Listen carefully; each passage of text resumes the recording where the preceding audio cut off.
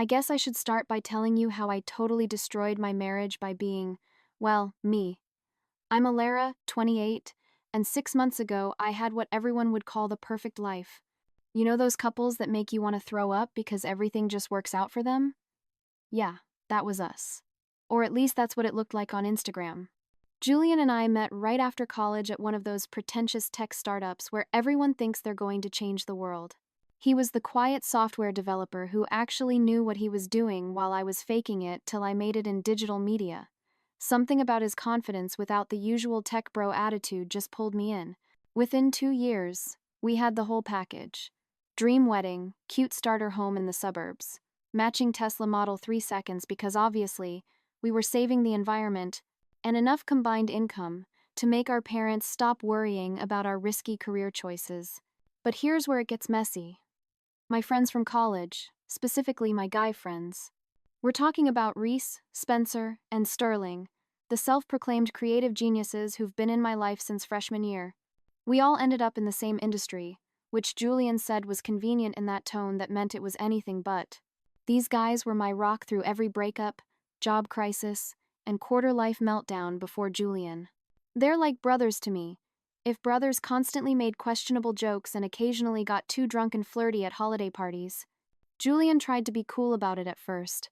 He'd come to our weekly happy hours, laugh at inside jokes he didn't get, and pretend not to notice when Reese would casually mention our almost thing from sophomore year. But about a year into our marriage, he started making these little comments. Don't you think Sterling's hands linger a bit too long when he hugs you? Or, interesting how Spencer only calls after 10 p.m. I'd roll my eyes and tell him he was being ridiculous. They were my friends, nothing more. The real drama started when I got promoted to creative director at my agency. Suddenly, I was managing bigger projects, working later hours, and guess who was always there to help me brainstorm over drinks? My boys. Julian would text asking when I'd be home, and I'd reply with some vague excuse about client emergencies. Meanwhile, I'm 4 drinks deep at some rooftop bar, laughing at Reese's impression of Julian's concerned husband routine. I started keeping little things from Julian, like how Sterling would send me memes at 2 a.m., or how Spencer and I had this running joke about what would have happened if we dated in college. They seemed harmless at the time, just friendly banter between old friends. But Julian didn't see it that way. He'd find texts and get this look on his face like he was trying to solve a puzzle he didn't want to complete. That's when we started fighting, real fights, not our usual bickering about whose turn it was to load the dishwasher. He'd say things like, "If they're just friends, why do you hide your phone when I walk by?" Or "Why does Reese need to know about our personal issues?" I'd get defensive, call him controlling, tell him he was overreacting. I even started throwing in some gaslighting greatest hits like, "Maybe you should talk to someone about your trust issues. And I can't believe you think so little of me." Looking back, I can see how everything snowballed, but at the time I was convinced I was the victim of Julian's irrational jealousy. Maybe if I'd actually listened when he tried to talk about his feelings, things would have turned out differently. But that would have required me to be a completely different person, right?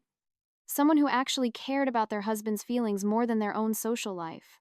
Little did I know, things were about to get so much worse. But that's what happens when you start a group chat specifically to trash talk your husband with your totally platonic guy friends. The group chat started innocently enough, or at least that's what I told myself. Reese made it one night after Julian had called me 3 times during our happy hour. He named it Alara's Freedom Fighters because he thought he was being clever. Sterling added a clown emoji next to it because, well, you'll see why that became ironic later. At first, it was just a place to vent. Julian would text asking why I wasn't home for dinner, and I'd screenshot it to the group with some eye roll emojis. The guys would respond with their usual supportive nonsense. "He's not your dad? Or does he know you're a grown woman with a job?" It felt good having people validate my feelings, even if those feelings were basically just me being annoyed at my husband for checks, notes, wanting to spend time with me. But then things started getting darker. Spencer would analyze Julian's texts like he was writing a dissertation on toxic masculinity. Reese started sending articles about controlling behaviors in relationships. Sterling kept bringing up how his sister's marriage ended because her husband was just like Julian. Looking back, they were totally manipulating me, but at the time I ate it up like it was gospel truth. The real turning point was when I started sharing more private stuff. Arguments about our sex life, Julian's insecurities, even screenshots of his therapy journal that I found on his laptop. Yeah, I know. I'm not proud of that one. But the guys were so supportive, telling me I had every right to understand what I was dealing with. Reese even started calling Julian the controller in the chat, and we all thought it was hilarious. We had this system where we'd delete messages after 24 hours, just to be safe. Because nothing says totally appropriate friendship like having to hide everything you're saying, right? I even started taking screenshots of particularly juicy conversations before they disappeared, saving them to a hidden folder on my phone titled Work Stuff, because I'm basically a spy mastermind. The worst part? I started getting a thrill from it. Every time Julian would try to have a serious conversation about boundaries, I'd be secretly typing away to the group, giving them a play-by-play. They'd send back their commentary like the world's worst sports announcers, and I'd have to bite my lip to keep from laughing while Julian poured his heart out. One night, after a particularly heated argument about me missing his company dinner, I was at a work event that suspiciously looked a lot like bar hopping with Reese and Sterling. I sent a message to the group that crossed a line I didn't even know existed. Sometimes I wonder if I married the biggest clown in the circus, I wrote, followed by about 50 clown emojis because I'm super mature like that. The guys went wild, changing the group chat name to Clown Court and spending the next hour sharing circus memes. Meanwhile, Julian was asleep next to me, probably dreaming about whatever boring software thing he was working on, having no idea his wife was basically running a digital burn book about him. I remember looking over at him that night and feeling this weird mix of superiority and guilt, but mostly superiority, because I'm literally the worst. I had no idea that those stupid clown emojis would come back to haunt me in the most spectacular way possible. But hey, if you're going to build your marriage on a foundation of lies and disrespect, you better be ready for the whole circus to come crashing down. The first crack in my perfect little secret world showed up on a totally normal Tuesday. Julian was acting weird at breakfast, quieter than usual, kept checking his phone, barely touched his protein shake. Yeah, he was one of those guys. I didn't think much of it until I got to work and saw the message from Reese. Hey, did you know your settings were backing up deleted messages to your cloud? My stomach dropped faster than my morning coffee. See, Julian and I shared a family cloud account because we're partners in everything, his words, not mine. I'd been so careful with the delete timer on our group chat, but I completely forgot about the stupid backup settings. Technology, am I right? That night, Julian was waiting for me in the kitchen. Not in the cute I made dinner way, but in the we need to talk way that makes you want to turn around and book a one-way ticket to anywhere else. He had his laptop open and I could see the email app pulled up. Want to explain why there are hundreds of deleted messages between you and Reese from last month? I did what any mature adult would do. I lied straight to his face. Oh, those? Just work stuff we didn't need to keep. I even threw in a little laugh like the idea of me hiding anything was ridiculous, but Julian wasn't buying it. He started reading dates and times, all those late-night messages, all coincidentally when I told him I was working late. The next week was like walking on eggshells made of more eggshells. Julian installed some message recovery software because, of course, the software developer knows how to do that. I changed all my passwords and told the guys to be extra careful. It became this weird digital cat and mouse game, except I was somehow playing both roles. The group chat turned into a war room. Sterling suggested I turn Julian's snooping against him. Tell him his trust issues are ruining the marriage. Spencer had this whole script prepared about how I should act offended by the invasion of privacy. Reese just kept saying we needed to be more careful about what we put in writing. Nobody, including me, suggested maybe stopping the whole thing altogether. Things got really bad when Julian found some old screenshots on my iPad, the ones from his therapy journal. I came home to find him sitting in the dark, dramatic much, just staring at the tablet. He didn't yell, didn't throw things.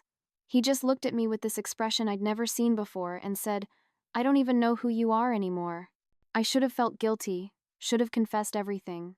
Instead, I went nuclear, called him paranoid, said he was driving me away with his controlling behavior, told him maybe he needed more therapy if he couldn't handle his wife having friends. I even threw in the "maybe this is why your ex left you" card, which was basically relationship napalm. That night, I sent the most vicious message yet to the group chat. Living with Julian is like being married to a prison warden who failed detective school. Can't wait for his next investigation into my totally criminal friendship with you guys. The guys loved it, added their own clown emojis, made jokes about starting a podcast called The Controller Chronicles.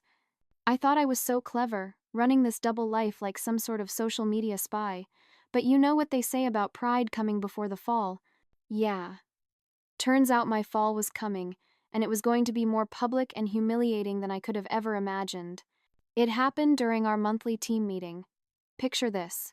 The whole digital media department crammed into one conference room, everyone half listening to quarterly projections while secretly online shopping. I was multitasking between looking professional and scrolling through the group chat, where the guys were roasting Julian's latest controlling behavior. He'd asked me to let him know if I was going to miss dinner. The audacity, right? That's when Sterling sent this absolutely savage meme about clowns and trust issues. It was too good not to share. Without thinking, I took a screenshot of our entire conversation, all the nasty comments, the clown emojis, the jokes about Julian's therapy, and hit share. Only, instead of sending it back to Clown Court, my sleep-deprived brain selected the company-wide team chat. Have you ever felt your soul leave your body? Because that's exactly what happened when I saw delivered to Digital Team 202347 members. For 3 horrible seconds, I stared at my phone, praying to every deity I could think of that this was just a nightmare. But nope, this was very real, and those 3 dots showing people typing were about to ruin my entire life. The conference room went dead silent. Then came the notifications, dozens of them. Some people were awkwardly looking away. Others were very obviously screenshotting everything. Sharon from HR literally choked on her coffee. And there, right in the middle of it all, was my boss, Madison, looking at her phone with the kind of expression that says, I'm about to have a very uncomfortable conversation with someone. But wait, it gets better. Because guess who temp contracts for our company as a software developer? That's right, Julian. And guess who was CC'd on the team chat because he's working on our new website? I'll give you one guess. I tried to delete it, but we all know that's like trying to put toothpaste back in the tube. Within minutes, I got a text from Julian. Well, at least now I know what the circus really looks like. Then he went offline. Just completely dark. No social media, no emails, nothing. Radio silence. The damage control was a joke. I sent this pathetic message to the team chat. Oh my gosh, so embarrassing. Old screenshots from a silly game we were playing. Nobody bought it. How could they? The timestamps were from that morning, and it's pretty hard to explain away messages like, I can't believe I married such a clown as part of a game. The guys weren't helping either. Reese disappeared the moment things went south. Spencer sent some weak, it'll blow over messages. Sterling had the nerve to suggest we should lean into it and pretend it was all an elaborate prank because apparently he thought gaslighting an entire company was a solid strategy. Madison pulled me into her office before lunch. She used phrases like hostile work environment and professional integrity while I sat there trying not to throw up. Turns out, sharing your husband's private therapy details in a company chat isn't just morally bankrupt, it's potentially legally problematic. Who knew? By the end of the day, I had a formal warning in my file, a mandatory meeting scheduled with HR, and still no word from Julian. I drove home in a daze, rehearsing explanations that sounded pathetic even in my head. But Julian's car wasn't in the driveway or the garage. In fact, some of his things weren't in the house either. That's when I realized this wasn't just another fight I could manipulate my way out of.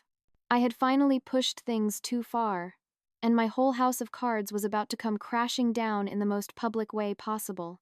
The next few weeks were like watching my life unravel in slow motion. Remember how I said Reese, Spencer, and Sterling were my rocks? Turns out rocks sink pretty fast when your reputation is drowning. Reese was the first to jump ship, sent this long message about how he never meant for things to go this far and needed to distance himself for professional reasons. Translation: he was worried about his own job. Spencer stuck around a bit longer, but only to cover his own tracks. He went through our chat history, screen recording himself saying things like, Guys, maybe we shouldn't talk about Julian like this. And Alara, this seems wrong. Yeah, real convenient timing there, buddy.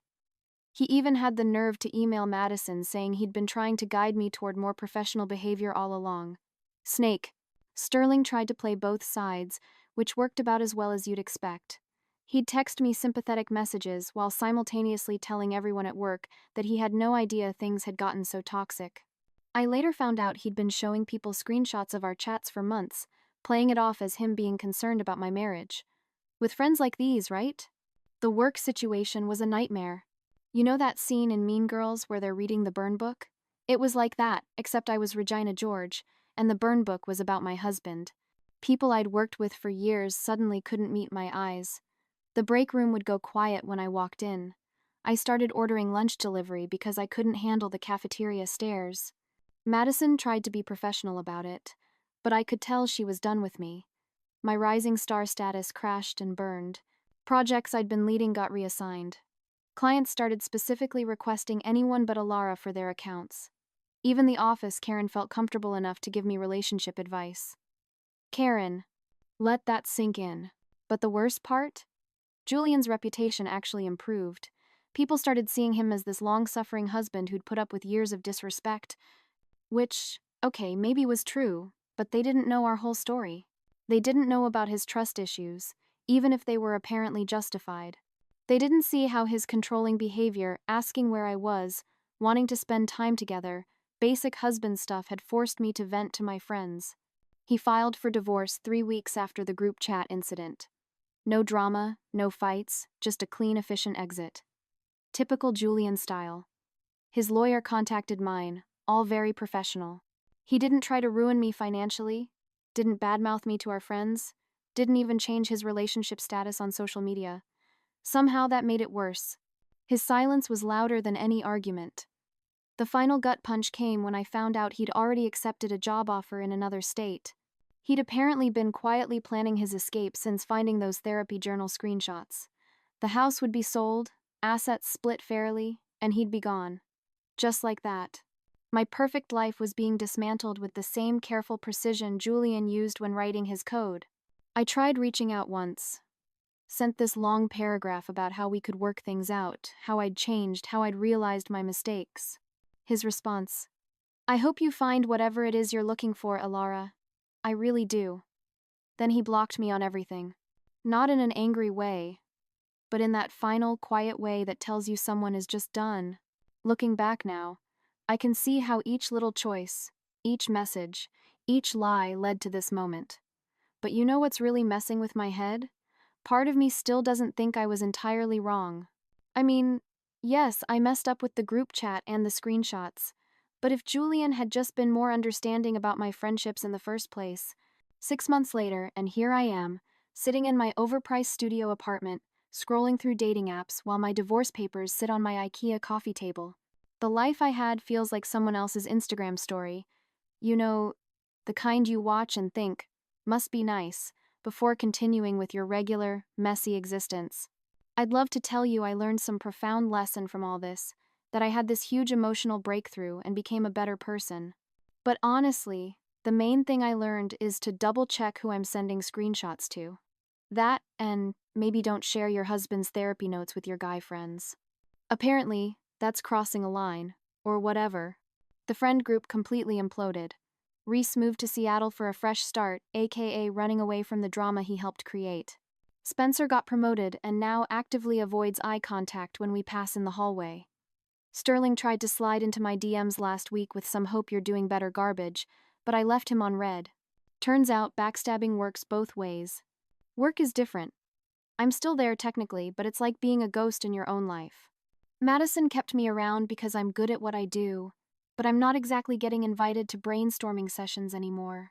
The office whispers have died down, replaced by this awkward politeness that might actually be worse. Even my work bestie, Sandra, only talks to me about safe topics like the weather and her cat's Instagram account. Julian? He's thriving, because of course he is. I may or may not stalk his LinkedIn, private browsing mode, obviously. New job, new city, new life.